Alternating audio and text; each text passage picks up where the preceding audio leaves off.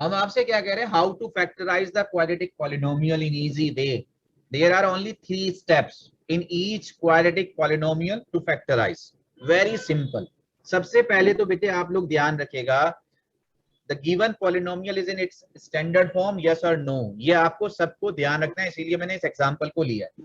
ठीक है जी।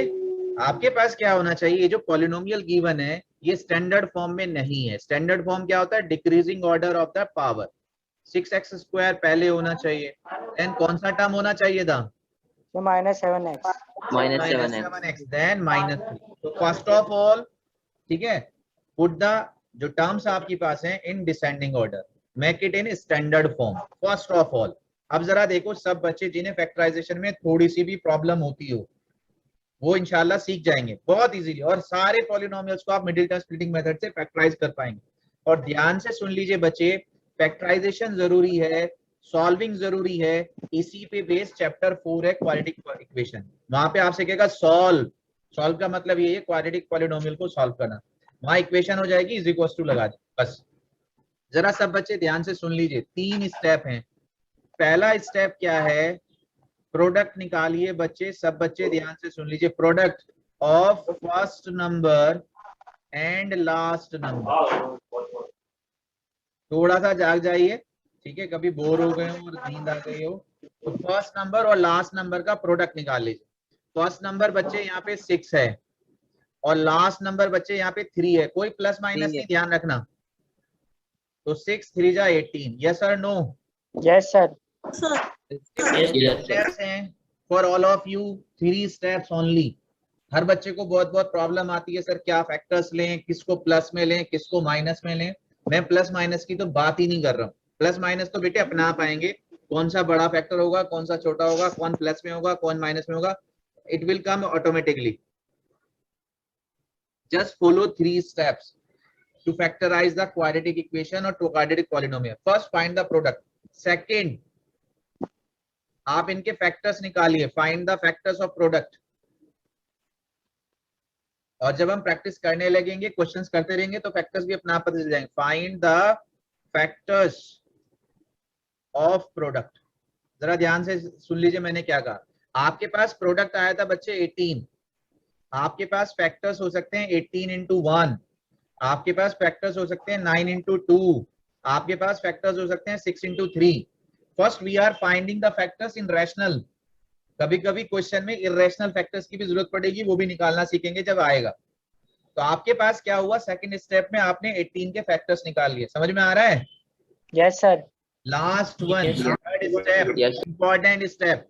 आपको क्या करना है बच्चे, थर्ड स्टेप में check last sign of your polynomial. Please ध्यान से देख लीजिए बच्चे, जो आपके पास पॉलिनोमियल गिवन है उसका लास्ट साइन क्या है, प्लस है या माइनस है? ठीक है, जैसे हमें यहाँ पे माइनस दिया हुआ है, समझ में आ रहा है सर? Yes sir. हो सकता है प्लस होता। Yes, अब यहां ध्यान से देख लीजिए, अगर ये प्लस है तो सम, ध्यान से देख लो, sum of factors must be equals to middle term. जो ये आपके इधर देखो, इधर सब बच्चे ध्यान से, ये जो आपके पास फैक्टर्स आए हैं इनका सम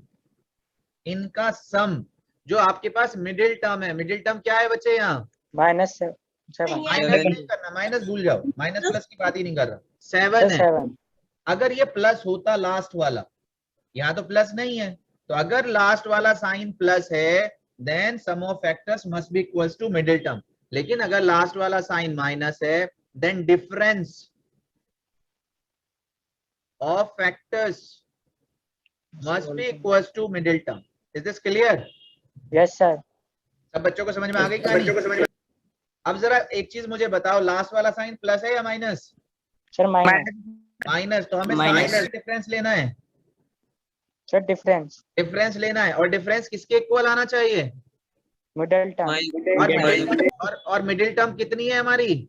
7। अब जरा मुझे बताओ 18 और 1 का डिफरेंस क्या होता है? 7 तो नहीं होता ना? No sir. नहीं, तो ये वाले नहीं लेंगे बच्चे। अच्छा 9 और 2 का डिफरेंस क्या होता है? Sir, seven. बच्चे यही वाले फैक्टर्स लेंगे, ठीक है। अब जरा एक चीज चेक कर लो, 6 और 3 का डिफरेंस क्या होता है? Sir, three. 7 तो नहीं होता ना। No, sir. तो आप सब बच्चों को समझ में आ गया कौन से फैक्टर्स लेने हैं? Yes, sir. Yes, sir. हाँ भाई, सब बच्चों को समझ में आ गया? Yes, sir. Yes, अरे sir. सो रहे हो जाग रहे हो? Yes, sir. आ गया. सब सो रहे हो जाग रहे हो? जाग रहे हैं ना भाई साहब। अगर ये एग्जाम में मिल जाए आपको, ऐसा सीखना एग्जाम तक याद रहे, एग्जाम में जिंदगी तक याद रहे माशाल्लाह से, हमेशा के लिए आपको नॉलेज आ जाए, ठीक है। चलो आओ जरा देखो ध्यान से, होता क्या है मिडिल टर्म स्प्लिटिंग मेथड, बार बार सुनते हैं बेटे। एक्चुअली होता ये है, मैथ्स में आप कुछ भी एक्स्ट्रा नहीं कर सकते, nothing we can do in maths. जो नंबर्स हैं वो एज इट इज रहेंगे। मैथ्स इसीलिए बेहतरीन चीज है, हमेशा शुरू से लेके और कयामत तक ऐसा ही रहना है, नो चेंज। 2 + 2 विल रिमेन्स 4, ठीक है सर। जब तक दुनिया है 4 ही रहेगा, 5 नहीं होगा। हम क्या कर रहे हैं बच्चे, हम सिर्फ 7 को लिखना सीख रहे हैं। और क्या लिख दिया सर हमने लिख दिया सर 9 - 2 = 7। यस और नो? Yes, sir. हमने कोई चीज चेंज नहीं करी बच्चे, ना साइन चेंज किया, ना प्लस माइनस किया, ना नंबर चेंज किया। We are writing just same, बिल्कुल सेम। बट 7 को 7 नहीं लिख रहे हैं, समटाइम 10 - 3 लिख देंगे, समटाइम 5 + 2 लिख देंगे, समटाइम 6 + 1 लिख देंगे, समटाइम 12 - 5 लिख देंगे। There are so many options, but depend कि वो ऑप्शंस कौन से होंगे, वो डिपेंड करेगा इन 3 कंडीशन पे। यस और no? Yes sir. Yes, sir. Yes, sir. ध्यान से, इसे कहते हैं मिडिल टर्म स्प्लिटिंग मेथड, कि हम कुछ नहीं कर रहे हैं, we are doing nothing, just splitting the middle term. 7 को कैसे लिखें, जब आपने वो सीक्वेंस सीख लिया, मैकेनिज्म सीख लिया कि हमें 7 को कैसे लिखना है, और मैं बार बार कह रहा हूं प्लस माइनस का कोई जिक्र नहीं, just open the bracket, you will get automatically sign, कौन सा प्लस में आना है कौन सा माइनस में आना है, automatically. No change, no difference, nothing, no confusion. Check करो सर जरा, 6x² - 9x + 2x - 3। यस और नो? Yes, sir. बेटे हमेशा ध्यान रखना है, अगर आप इधर देखो, इधर हमेशा ध्यान रखना है, पहले 2-3 क्वेश्चन ऐसे करने, फिर आप डायरेक्ट ऑटोमेटिकली आप यहीं आया करोगे, ब्रैकेट लिखने की जरूरत नहीं पड़ने की, जब प्रैक्टिस हो जाएगी। लेकिन जब भी आप करें तो आपको ये चेक करना है कि 9 माइनस का है, 2 प्लस का है, तो इन दोनों का सम या इन दोनों का डिफरेंस आना 7x ही है। यस और नो? Yes, sir. अगर आपका Yes, माइनस sir. आ रहा है तो आप सही कर रहे हो। अगर आपने यहीं पे क्या किया होता कि सर इसको प्लस का कर दिया होता, इसको माइनस का कर दिया होता, तो आपका गड़बड़ हो जाता। नहीं, 9 प्लस का 2 माइनस का, तो ये हो जाता प्लस का 7x Plus हो जाता ना भाई, ये गड़बड़ है। तो इसलिए ध्यान रखना है बच्चे कि हम गड़बड़ नहीं करें। तो ये हमारे पास आ गया। अब तो आगे का काम तो आप सब बच्चों को पता है, पेयर्स बनाने। क्या बनाने? Well, इसमें से क्या कॉमन है, इसमें से क्या कॉमन है भाई? यहाँ से काम कॉमन हो गया 3x, sir, है ना जी? 3x. तो Yes, यहाँ पे sir. क्या आ गया 2x - 3। सर जब यहाँ पे कुछ कॉमन नहीं होता, जब यहाँ पे कुछ कॉमन नहीं होता है ना भाई, तो वहां पे 1 कॉमन होता है। क्या कॉमन होता है? Sir, 1 होता है. 1। ध्यान से देख लीजिए, बीच वाला साइन सेम रहना है हमेशा, प्लस है तो प्लस, माइनस है तो माइनस, यहाँ कुछ चेंज नहीं होना। लेकिन अगर माइनस है तो अंदर वाला ब्रैकेट चेंज होता है। तो +1 आ गया तो कुछ भी कॉमन नहीं हुआ, 2x - 3। जब भी आप कॉमन लेंगे तो ध्यान रखना है ये ब्रैकेट सेम आने चाहिए, नंबर्स भी सेम, प्लस माइनस भी सेम। तो फिर इन 2x - 3 को कॉमन ले लो। Now take out the common these 2 brackets, तो remaining is 3x Sir, + 3x +1। plus. Yes और नो? Yes, sir. सबसे पहले तो बताओ Yes, बच्चा sir. सीखा या नहीं सीखा? Sir, सच्ची? सीख गया. Yes, sir. ठीक है सर, अब इन दोनों को इक्वल रखो 0 के। नाउ फाइंड द जीरोस, ठीक है। If 2x - 3 = 0, 2x = 3, x = 3/2। Now here 3x + 1 = 0, 3x = -1, x = -1/3। yes or no? Yes, Yes. sir. Yes, Yes? sir. अब जरा Yes, देखो sir. ना ध्यान से, इसको देख लेना, पीडीएफ आपके पास है, यूट्यूब पे वीडियो जा रहा है, तो वो आप देख लेना। मैं अब इसको शॉर्ट करके कुछ और बताने की कोशिश कर रहा हूँ। हमारे पास क्या था बच्चे? हमारे पास था 6x² - 7x - 3, ये हमारे पास। और हमारे पास x की 2 वैल्यूज आ गई। दो वैल्यूज क्या आ गई, एक वैल्यू आई है 3/2 और एक वैल्यू आई है सर -1/3। ठीक है, अब जरा सब बच्चे ध्यान से देखो, यहां से देखो जरा, फॉर्मूला निकाल रहे हैं। अगर इनको हम, ठीक है सर, इनको अगर हम प्लस करें, एक मिनट, इसको लेते हैं x1 और इसको लेते हैं x2, x की दो वैल्यू, अगर हम x1 प्लस x2 को ऐड करें तो हमारे पास क्या आया सर 3/2, ये -1/3 है, एंड -1/3। आप इनको सॉल्व करेंगे, 3 2 जा 6, 3 3 जा 9 -2, तो आपके पास वैल्यू आएगी 7/6। क्या आएगी? 7/6। अब जरा आप ध्यान से देखो जो मैं आपको दिखाना चाह रहा था। हमारे पास क्या है बच्चे, अगर हम इनको डिवाइड करें, इसको और इसको, ठीक है, तो ये हो गया -7 विद साइन, और ये हो गया 6, और इसका माइनस ले लें तो वो हमेशा इनके इक्वल होगा। इनके क्या होगा? Minus minus plus, Equal 7/6। इसी तरीके से बच्चे अगर हम इनको मल्टीप्लाई करें, x1 इंटू x2, x1 हमारे पास था 3/2, x2 हमारे पास था -1/3, 3 से 3 कैंसिल, -1/2। अगर हम इनको डिवाइड करें, इनको, इस वाले को और इस वाले को, ठीक है सर, पहले भी डिवाइड 6 से किया था, इस वाले को भी 6 से, पहले बीच वाले से डिवाइड, बीच वाले को डिवाइड किया, अब लास्ट वाले को, तो ध्यान से देखिए, -3/6, तो ये आएगा -1/2। तो ये हमारे पास रूल है। रूल क्या है सुन लीजिए, इन्हीं को जरा मैं शॉर्ट में कर दूं कि अगर आपके पास कोई पॉलिनोमियल ax² + bx + c है, दैट इज पॉलिनोमियल px, तो यहाँ पे x की दो वैल्यूज आएंगी, इनके जीरोस, एक को हम कह रहे हैं x1, एक को हम कह रहे हैं x2। तो हम यहाँ x1 x2 ना कह के बच्चे इसका नाम हम रख देंगे अल्फा। क्या पढ़ेंगे इसको? अल्फा। और इसका नाम हम रख देंगे बेटे बीटा। बीटा। बीटा। ठीक है जी, तो हमारे पास क्या है, एक हमारे पास हो गया अल्फा और एक हमारे पास हो गया बीटा। दूसरी बात यह है कि जब हम इन x1 x2 को प्लस करेंगे, यानी कि अल्फा प्लस बीटा, और जब हम इनको डिवाइड करेंगे, ये जो मैंने आपसे डिवाइड किया था, ये वाला जो डिवाइड है, तो हमने मिडिल टर्म को फर्स्ट वाले से डिवाइड कराया था, लेकिन बाहर में माइनस रख दिया था, तो अल्फा प्लस बीटा -b/a के इक्वल होता है। और अगर इनको मल्टीप्लाई कर दें तो लास्ट वाले को a से डिवाइड करो तो वो किसके इक्वल होता है? c/a। तो अल्फा प्लस बीटा b/a के इक्वल होता है, अल्फा इंटू बीटा c/a के इक्वल होता है। यहीं से नेक्स्ट क्लास स्टार्ट करेंगे। आपसे क्या कह रहा है? आपसे कह रहा है जीरोस फाइंड करो, इसको देख लेना, यहीं तक कर लेना, आगे बढ़ सकते हो बढ़ जाना, नहीं तो यहीं तक कर लेना। ये देखो हमसे कह क्या रहा है, यहीं से हम स्टार्ट करेंगे नेक्स्ट क्लास में। ये हमारे पास बच्चे है, आपसे कह रहा है फाइंड द जीरोस, ठीक है,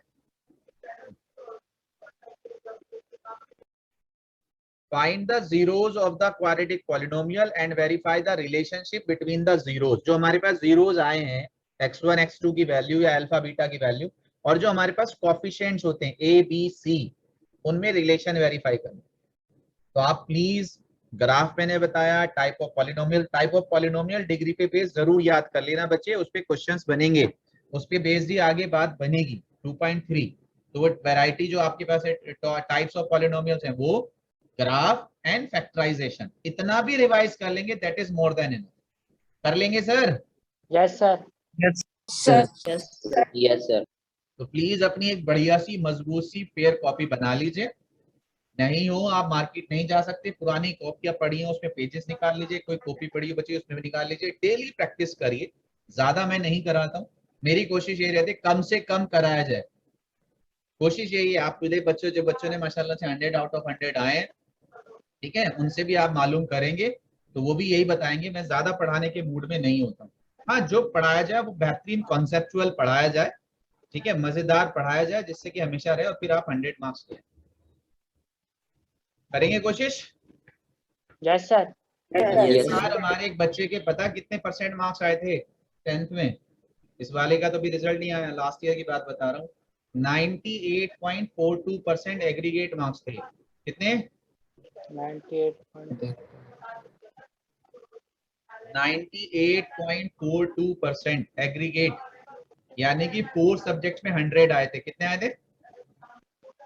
100. 4 subject. 100. हाँ, अभी दिखाता हूँ कौन बच्चे थे। एक सेकंड होल्ड करो, एक सेकंड आप सब बच्चे बट्टे बट्टे हो नहीं आप लोग, बेइज्जती कराओगे बस, ऐसा लग रहा है भाई। No sir. नहीं कहाँ? Yes. Yes sir.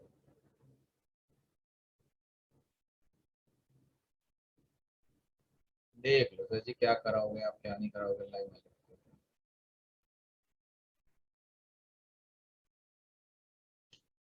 उफ।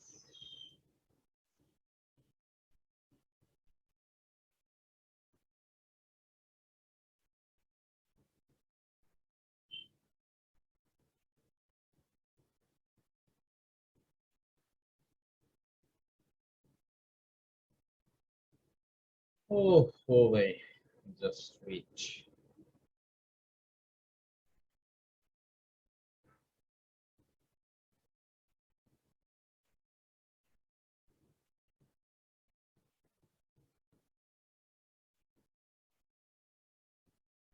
देखो सर ये तो हमारे पास था 2019, ठीक है जी। ये जो बीच वाली बच्ची है इनकी 30th पोजीशन सी, आपके जो केंद्रीय विद्यालय होते हैं उसमें। और सर जी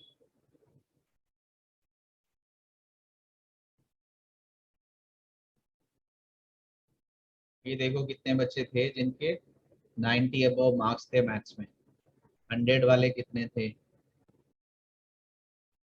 कुछ नजर आ रहा है? Yes, sir. और ये था सर लास्ट ईयर का रिजल्ट। ये बच्ची थी रबाब जहरा, एग्रीगेट परसेंट कितने हैं? ये एग्रीगेट परसेंटेज है 98.42, यानी कि सारे सब्जेक्ट्स में 98.42 मार्क्स आए हैं। 4 में 100 थे, किसी में कुछ कम किसी में कुछ कम, 2 सब्जेक्ट्स आ गए थे इसमें कुछ कम थे। कोशिश करेंगे आप लोग भी। Yes sir. Yes, sir. चलो जी देखते हैं माशाल्लाह आप में से कितने बच्चे टारगेट करते हैं 100 को, है ना। बट समझ के करेंगे, मजे में। मैथ्स में आपका इंटरेस्ट आने लगे, मैथ्स आपको अच्छा लगने लगे, आप खुद स्टार्ट कर सकें, कोई भी बुक है लाओ करते हैं। देखो मैं बार बार क्यों कह रहा हूँ कि मैं ज्यादा क्वेश्चंस क्यों नहीं कराता हूँ। जब हम कार चलानी सीखते हैं हम अलग अलग कार ही सीखते हैं। हम हुंडई भी सीख लें, होंडा भी सीख लें, मर्सिडीज भी सीख लें, BMW भी सीख लें, मारुति भी सीख लें, नहीं, हम एक कार चलाना सीख लें परफेक्टली। कहाँ ब्रेक लगाने हैं, कहाँ क्लच लगाना है, कैसे स्टीयरिंग चलाना है, कब कितनी स्पीड होनी है, फिर हम कोई सी भी कार चला सकते हैं। यस और नो? Yes. Yes sir. आप ये है कि मारुति चलाना जानते हैं, बढ़िया वाले परफेक्ट ड्राइवर हैं, आपसे कभी किसी को चोट नहीं लगी, आप सुकून से चलाते हैं। अब आपके सामने होंडा की कार आ जाए, आप कहते हैं मुझे नहीं आती जी कार चलानी ये वाली। ऐसा थोड़ा ही है। अगर आपको कॉन्सेप्ट ऑफ ड्राइविंग आता है बढ़िया वाला, परफेक्शनिस्ट हैं आप, तो आप कोई सी भी कार चला लेंगे। सेम वे जब हमें किसी पॉलिनोमियल के क्वेश्चंस आते हैं एनसीईआरटी के इन कॉन्सेप्चुअल, तो पॉलिनोमियल के उसी लेवल के क्वेश्चन आरटी शर्मा में आ जाए, आर एस अग्रवाल में आ जाए, कहीं से भी आ जाए, हम कर। चलो जी बकवास तो चलती रहेगी पूरे साल। अब आप करें Yes. माशाल्लाह से, नमाज पढ़ लें, ठीक है, और थोड़ी सी प्रैक्टिस कर लें। जी बोलो, कुछ बोल रहे हो? No sir. नहीं बताएं, कुछ आप कहना चाह रहे हैं तो। No sir. हैं जी?